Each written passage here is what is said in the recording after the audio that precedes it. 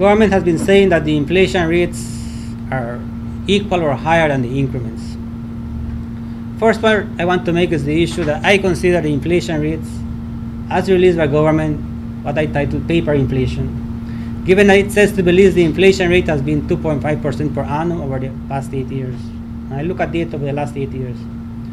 So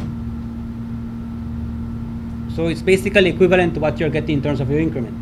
However, a number of things that need to be highlighted. One is that most public officers are only receiving 1.9% in salary adjustment in the increment, as opposed to the argument of 2.5, because if you get $1,000 in increment, they take away 25% in tax.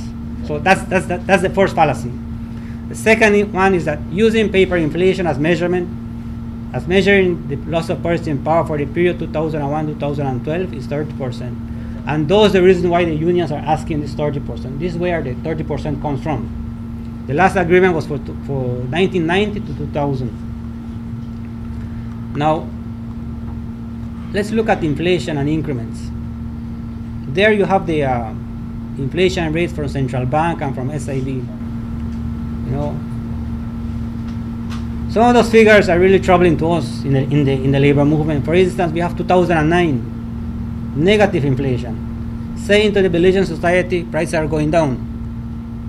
2010 1% inflation. You know, and that is troubling because we know that the reality is not that, and we have the evidence to say that that is not so.